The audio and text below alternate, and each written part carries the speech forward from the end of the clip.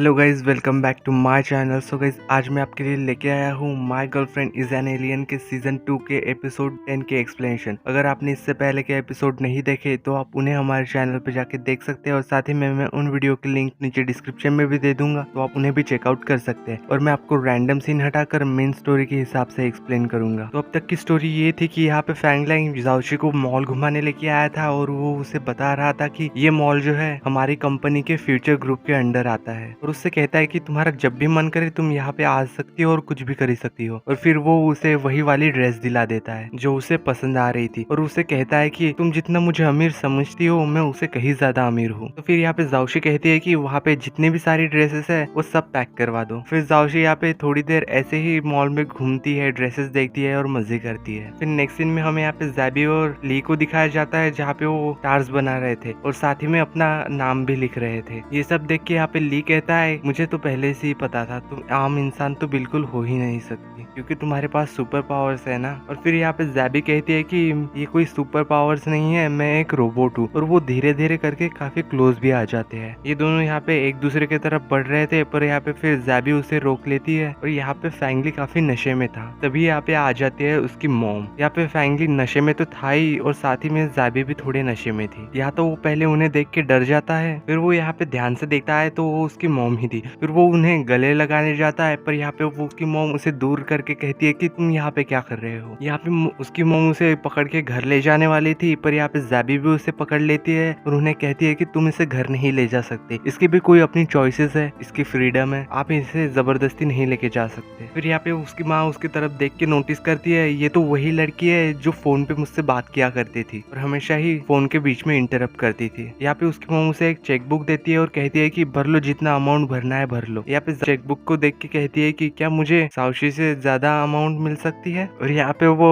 Chequebook भी साथ में ले जाती है और साथ ही में फैंगली को भी साथ में खींच रही थी, और यहाँ पे उसे एक पैसा भी नहीं मिलता। फिर नेक्स्ट सीन में हमें यहाँ पे दिखाया जाता है कि साउशी ने काफी सारे स्नैक्स खरीदे थे। यहाँ पे फैंग लैंग उससे कह रहा था कि तुम तो वहाँ पे ड्रेस खरीदने गई थी ना और तुमने सारे इसके सारे स्नैक्स ही उठा लिए वहाँ से। तभी यहाँ पे ज़ैबी का कॉल आता है और वो उसे ये सब बता देती है। यहाँ पे जाओशी ये बात फैंग को बता देती है कि ली को उसकी मॉम उठा के ले गई, और ये सुन के वो सीधे अपने घर चला जाता है वहाँ से। यहाँ पे उसकी मॉम से डांट रही थी कि तुमने यहाँ पे ली को क्यों रोक के रखा है जबरदस्ती, तुम उसका फ्यूचर खराब कर रहे हो, वो तो वहाँ पे पढ़ने गया था ना। यहाँ पे फैंग उससे कहता है कि ली एक अडल्ट है, वो जो चाहे वो कर सकता है, ये उसका डिसीजन था कि वो यहाँ पे रहना चाहता था, मैं तो बस उसे सपोर्ट कर रहा था। यहाँ पे फैंग के फादर भी उसके स्टेप मॉम को सपोर्ट कर रहे थे और कह रहे थे कि तुम्हें यहाँ पे ली को ऐसे नहीं बुलाना चाहिए था, वो तो अभी बच्चा है, वो इन सब के बारे में कुछ नहीं समझता, वो खुद अपने डिसीजंस नहीं ले सकता। और यहाँ पे फैंग अपने डैड से भी गुस्सा था और वो उनसे पूछता है कि आपको याद भी है कि कल क्या दिन है। और साथ ही में यहाँ पे उसके फादर उसे उस रिसर्च डिपार्टमेंट के लिए भी डांट रहे होते, क्या पता तुम्हारे डिसीजन सही निकले या नहीं। यहाँ फैंग उनसे पूछता है कि आपको पता भी है कि आपने इस कंपनी में मेकअप लाइन क्यों स्टार्ट की थी, किसके लिए की थी। ये सब कह के वो वहाँ से गुस्से में चला जाता है। फिर यहाँ पे हमें नेक्स्ट सीन में दिखाया जाता है कि जाओशी उसके घर आई थी और यहाँ पे फैंग दरवाजा नहीं खोल रहा था, इसलिए वो उसके सेक्रेटरी को कॉल करके पूछती है कि फैंग लैंग कहाँ पे है, क्या वो घर पे नहीं आया। फिर यहाँ पे उसका सेक्रेटरी उसे बताता है कि आज तो उसकी मॉम की डेथ एनिवर्सरी है, इसलिए आज के दिन वो अकेला ही रहता है और किसी से भी नहीं मिलता। फिर नेक्स्ट सीन में हमें यहाँ पे फैंग को एक थीम पार्क में दिखाया जाता है जहाँ पे जाओशी भी आ जाती है और वो सोच रही थी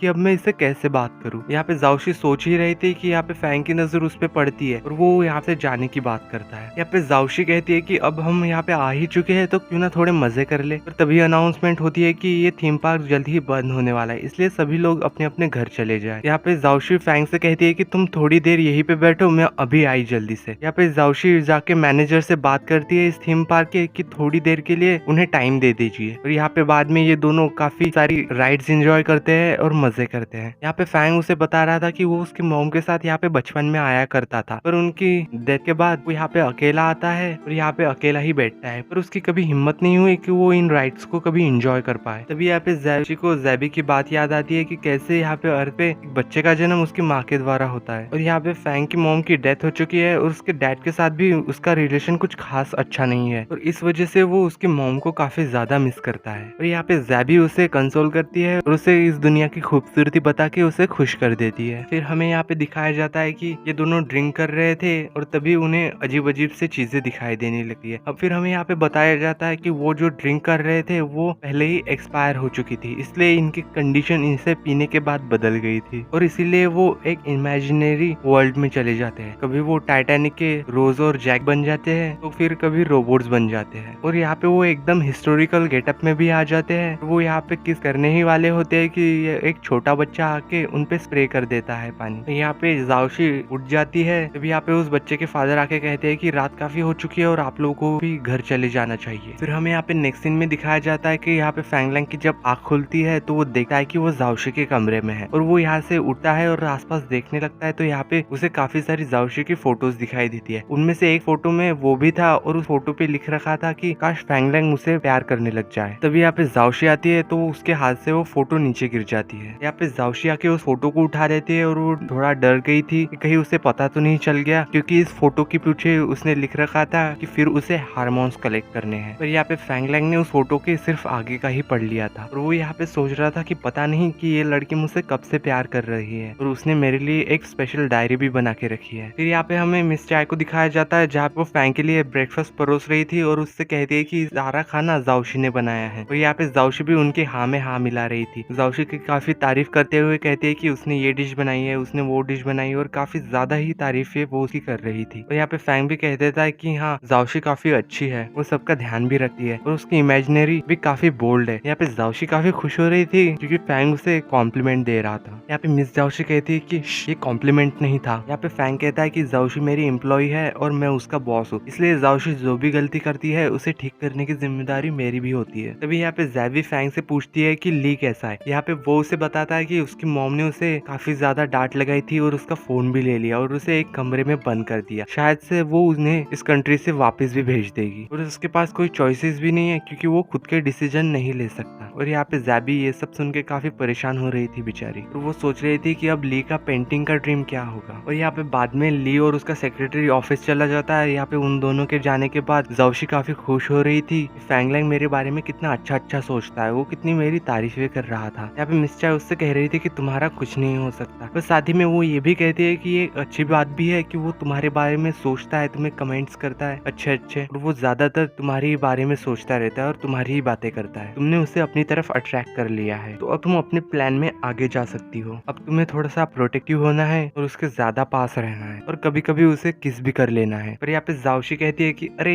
मैं सब कैसे कर सकती हूँ। और यहाँ पे मिर्चा उसे पट्टी पढ़ा रही थी कि रोमांस करने के लिए ये सब करना पड़ता है और यहाँ पे जाओशी भी मान जाती है। फिर नेक्स्ट सीन में हमें यहाँ पे फैंगलैंग को टेस्टिंग लैब में दिखाया जाता है जहाँ पे वो नई परफ्यूम की टेस्टिंग कर रहा था और यहाँ पे वो उनसे कहता है कि मुझे जैसा परफ्यूम चाहिए था वो ऐसा नहीं है। और यहाँ के एम्प्लॉयज उससे कहते हैं कि हमें जितना फंड्स मिलना चाहिए था उतना फंड्स हमें नहीं मिला, उसमें से काफी कॉस्ट कटिंग हो गई है और इसलिए हम इससे ज्यादा अच्छा नहीं बना पाए। यहाँ पे फैंग उनसे कहता है कि ये एकदम नॉर्मल परफ्यूम जैसा ही है पर हमें अपने हाई स्टैंडर्ड को मेंटेन करना है और इसे और भी ज्यादा डेवलप करना है। फिर यहाँ पे नेक्स्ट में हमें यहाँ पे ली को दिखाया जाता है जो कि खाने के लिए बिल्कुल भी मना कर रहा था और वो उसकी मॉम से कहता है कि जब तक आप मुझे इस कमरे से बाहर नहीं जाने दोगी तब तक मैं कुछ भी नहीं खाऊंगा। यहाँ पे वो उसकी मॉम उसे काफी समझा रही थी पर वो फिर भी मना कर देता है। यहाँ उसकी मॉम उसे बता रही थी कि अभी अभी मुझे पता चला कि कंपनी में एक और इंसिडेंट हो गया है और ये बहुत ही अच्छा चांस है, जल्दी से अब्रॉड जाओ और MBA कर लो और फिर बाद में आके यहाँ पे फैंग को रिप्लेस कर देना। इतनी बड़ी कंपनी है जिसे तुम अपने कंट्रोल में कर सकते हो और तुम एक सिर्फ इंटर्न बनना चाहते हो। यहाँ पे ली उन्हें मना कर देता है कि मुझे आपका पपेट नहीं बनना, ये सब आप अपने लिए चाहती हो, आप जैसा चाहती है मैं वैसा नहीं करने वाला। और यहाँ पे ली फिर से कह रहा था कि नहीं मैं कुछ भी नहीं खाऊंगा जब तक आप मुझे इस कमरे से बाहर नहीं जाते देती। और तभी यहाँ पे ली को एक डकार आ जाती है और वो उन्हें कह देता है कि ये खाली पेट होने की डकार है। और तभी यहाँ पे उसकी मॉम उसका ब्लैंकेट हटाती है तो वो देखती है कि यहाँ तो काफी सारे स्नैक्स रखे हुए थे और यहाँ पे उसकी मॉम कहती है तभी तो मैं सोचूं कि 2 दिन के भूख हड़ताल के बाद भी तुम्हारा चेहरा इतना नॉर्मल क्यों है। और यहाँ पे उसकी मॉम सारे स्नैक्स को वहां से ले जाती है और कहती है कि जब तक तुम कुछ ढंग का नहीं करते तब तक यहीं पे पड़े रहोगे। और उन्होंने उसका फोन तो ले ही लिया था। वो यहाँ पे पेंटिंग बनाने लगता है तभी वो देखता है कि यहाँ से खिड़की के बाहर से एक आवाज आ रही थी। वो यहाँ पे जाके देखता है तो ज़ैबी आई थी और यहाँ पे वो उसे देख के थोड़ा इमोशनल हो गया था और साथ ही में ज़ैबी ने उसके लिए काफी सारे स्नैक्स लेके आई और यहाँ पे ज़ैबी उससे कहती है अगर तुम्हें बाहर जाना है तो चलो मैं तुम्हें यहाँ से बाहर ले चलती हूँ। यहाँ पे ली उससे कहता है कि कोई बात नहीं, पर मेरी मॉम ने मुझ पे काफी ज्यादा कड़ी नजर रखे हुए है, यहाँ मैं बोर तो हो जाता हूँ लेकिन कोई बात नहीं, मैं एडजस्ट कर लूंगा। तो ज़ैबी कह देती है तो फिर ठीक है, पर अब से मैं रोज तुमसे मिलने आया करूंगी। फिर नेक्स्ट सीन में हमें यहाँ पे जाओशी को दिखाया जाता है जहाँ पे वो सोच रही थी कि वो कैसे फैंग को किस कर पाएगी और उसे कोई प्लान नहीं मिल रहा था। फिर तभी यहाँ पे वो परफ्यूम वाले रूम के अंदर चली जाती है और गलती से उसे एक परफ्यूम की बोतल टूट जाती है और उसमें से जो फ्रेग्रेंस निकल रही थी वो उसी रिंग को टच करती है। तभी वहाँ पे एक पिंक सी चीज फैल जाती है। यहाँ पे फैंगलैंग बाहर बैठा था और वो आवाज सुन के जब इस रूम में आता है तो वो पिंक वाली फ्रेग्रेंस स्मेल करता है और उसे ये काफी ज्यादा अच्छी लग रही थी और वो यहाँ पे ज़ैबी से पूछ रहा था कि ये स्मेल कहाँ से आ रही थी और वो यहाँ पे इस चीज को वो जाओशी को भी स्मेल कराता है और वो यहाँ पे कह रही थी कि ये तो काफी अच्छी लग रही है, मुझे पहले क्यों नहीं पता चला इसका। ऐसे वो दोनों काफी क्लोज आ जाते हैं और एक दूसरे के आंखों में देख रहे थे और ये दोनों एक दूसरे को देख ही जा रहे थे कि इसी सीन के साथ एपिसोड 10 की एंडिंग होती है। तो यही तक था my girlfriend is an alien के सीजन 2 के 10th एपिसोड की एक्सप्लेनेशन। इससे आगे क्या हुआ वो आपको 11th एपिसोड में पता चलेगा। अगर आप चाहते हैं कि मैं इस सीजन के 11th एपिसोड की भी एक्सप्लेनेशन वीडियो बनाऊं तो आप मुझे कमेंट करके बता सकते हैं और साथ ही में किसी और ड्रामास के लिए सजेस्ट भी कर सकते हैं। तो यही तक था my girlfriend is an alien के सीजन 2 के एपिसोड 10 की एक्सप्लेनेशन। एपिसोड 11 और ऐसी ड्रामास के एक्सप्लेनेशन के लिए आप हमारे चैनल इंक हार्ट को सब्सक्राइब कर सकते हैं। अगर वीडियो अच्छी लगी हो तो लाइक द वीडियो। तो चलिए मिलते हैं ऐसे किसी न्यू और इंटरेस्टिंग स्टोरीज के साथ, तब तक के लिए peace out and thanks for watching.